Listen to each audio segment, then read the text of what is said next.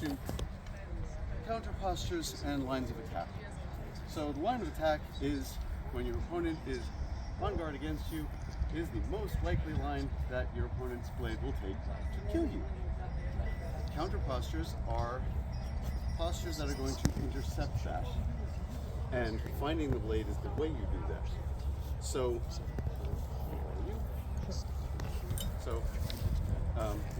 slightly back just this. Nice. So, come on guard, and which guard?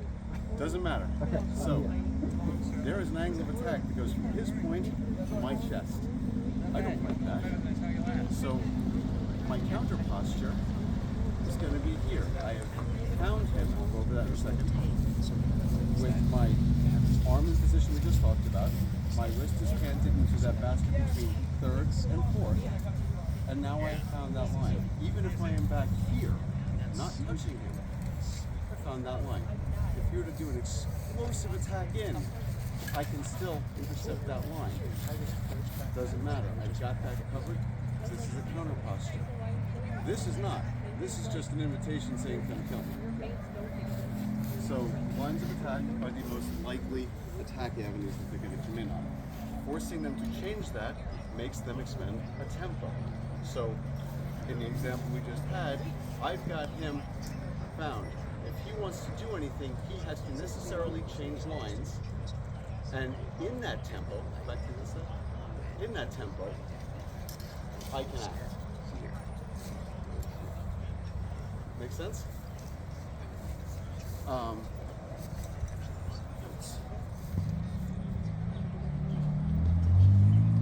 Tempo. Yes. So, I've mentioned tempo a couple of times. Tempo is, it's fencing actions. If you're musical, this kind of will start to make interesting sense. Tempo is the amount of time that it takes your opponent to attack you. That's pretty much it. The time it takes your opponent to go from here to that, which is necessarily why we don't like doing big long lunges, because you can see how much extra time that's going to take as compared to that. So the shorter you can make your tempo and the more you can exploit your opponent's tempos, the better. Modern foil fencing, everything is done in largely due tempi, 2 tempos. Usually it's a parry and a riposte. Ideally, a single time thing that covers both works better. So rather than doing a parry riposte, you attack into that line.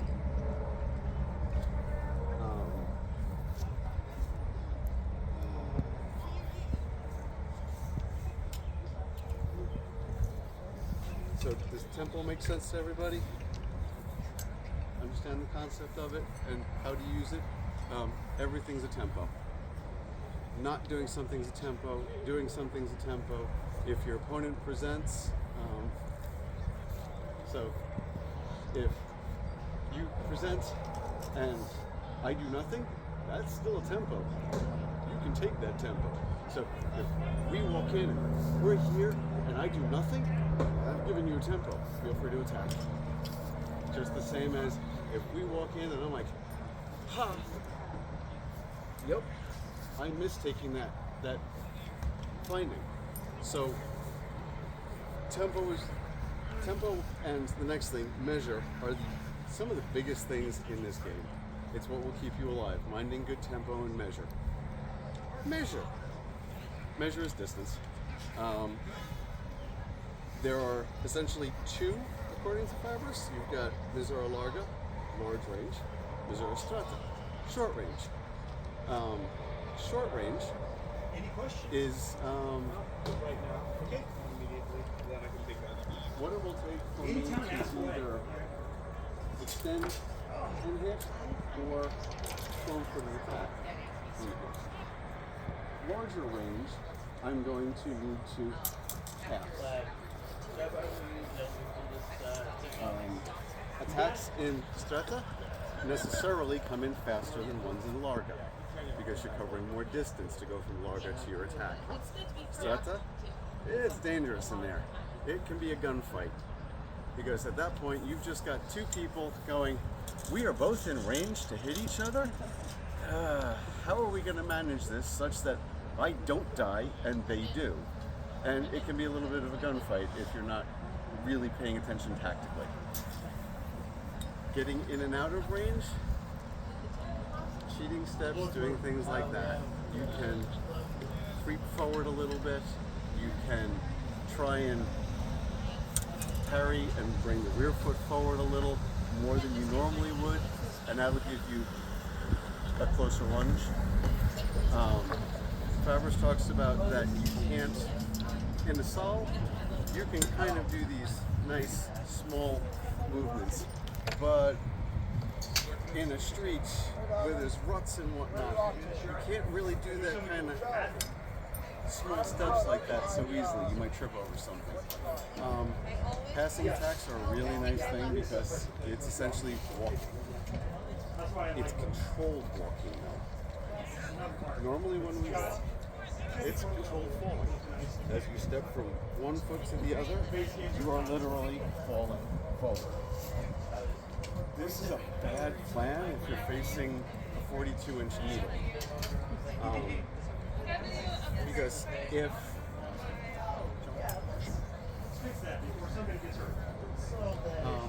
I'm walking and I'm pretty certain I've got this, and I come walking in and he slips it with a disengage, I can't do anything until I land. I'm not Superman, I can't float.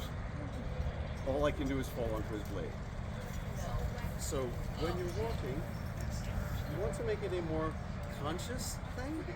So rather than just stepping forward and falling onto the foot, Let me run up and grab myself. deliberately step forward and place that foot. You can do it just as fast. It's very deliberate walking forward. But it also means that if I think I've got this and he slips it, I can stop. Yep. So,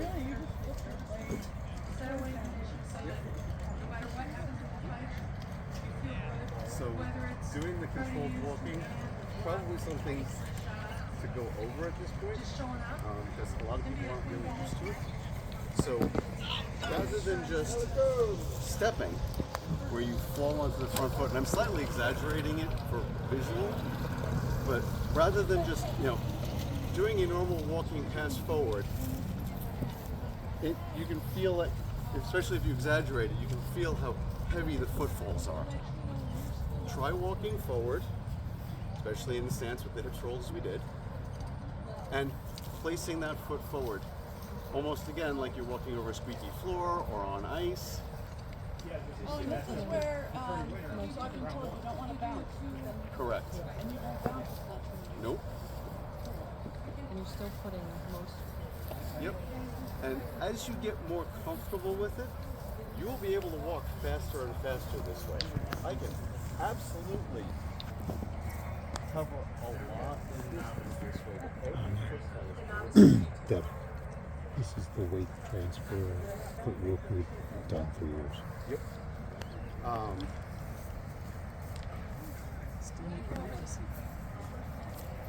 But it's the same concept. Order of operations. Yeah, something we don't want to hear ever outside of math class. Order of operations is good in this case. When you are starting to deal with attacks and making attacks on your opponent, you want to have it happen in a good sequence. If you move your body first, you're presenting a larger target. You are committing to a more dangerous attack. So I've got my sword here, and I step in. Ooh. Aside from that happening, I'm not necessarily covered. So I'm coming in.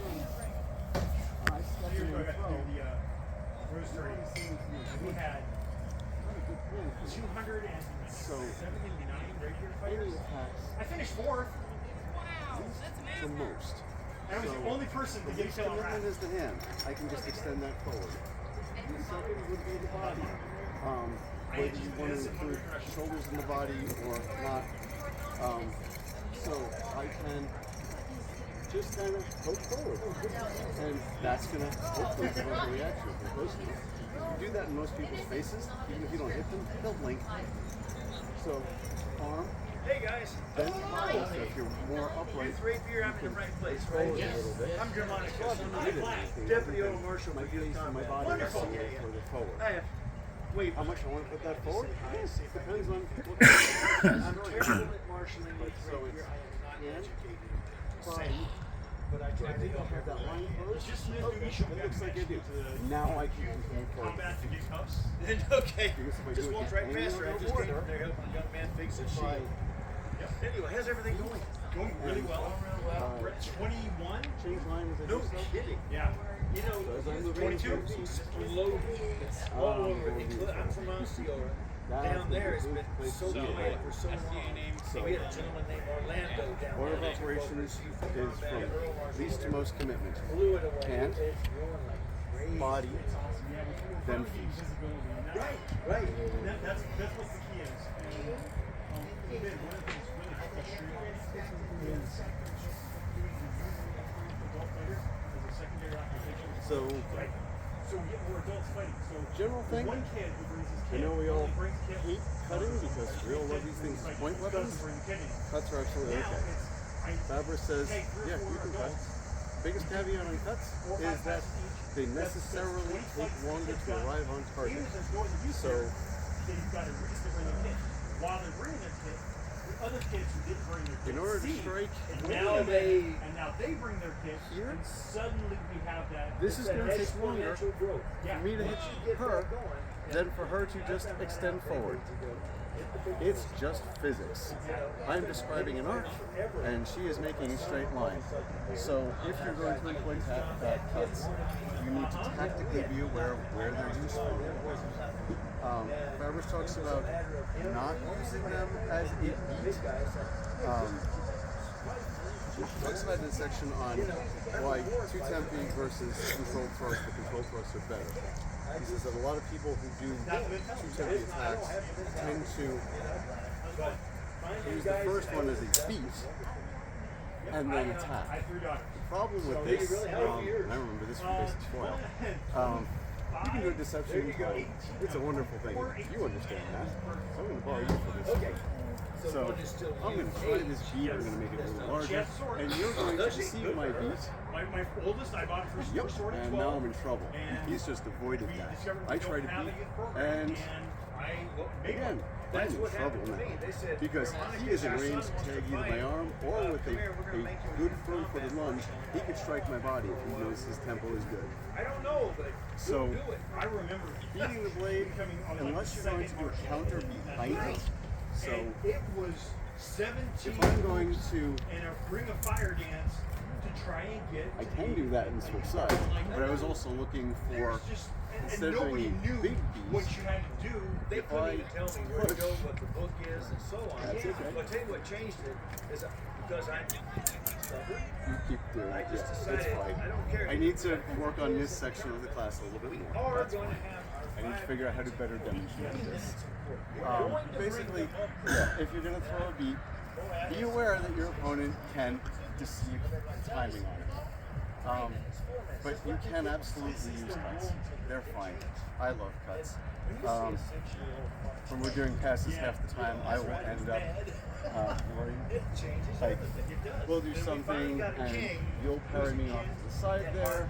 And maybe now I'm in here and I don't have an awful lot of room to get my point back in line. Maybe I do. We've streamlined so much. You're moving this way, You're not. so I can I'm in still my teeth and throw stuff the now cut. because there's a process that's easier to find, easier to start. Right. Nope. Yeah. There you are, if you can hit me and cut. And there are tactics to it, and I need to explore those a little bit more to figure out how to teach them better. But yes, you can absolutely use cuts. They're fine. Just know when to use them because they're going to be slower no matter what. worldwide SCA manual. Any martial discipline, they're going to be laid out exactly the same. So if you're 15 minutes. authorized to give questions, when you're So, authorized to raise, Fabris refers to parrying as something done out of fear. The Italians, as a general thing, want to attack until you make a mistake and die. It's a good plan. So if you parry, you've made a mistake, and if you parry without anything behind it, like a counter of some sort, it's a really bad plan because you're just going to set the person up. Like, so,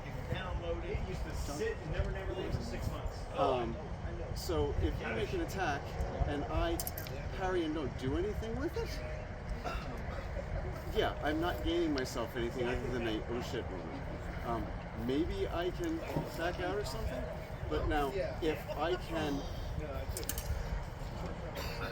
do a counter to it, yep, and ideally what I want to do is, rather than just doing a parry and go, I want to see that line he's coming in on and just attack into it. I am closing that line, I am attacking through the line and killing him. By the time he is landing, the only thing he can do is die. Yay! For me. Parrying and attacking in one. Yep. So that's a single time attack. So, essentially, if I'm attacking you on this line, traditionally you would parry and then attack. What you can do, and what works better, is if I'm making that attack, you do it all in one line. Yep. So, and yes, you saw what you did. You brought it back into the center line. They need to stay on the side that they're on. So if you're doing it before, you need to stay on that side. Yep, because you don't want me getting in there. Do it there and fall. Yep.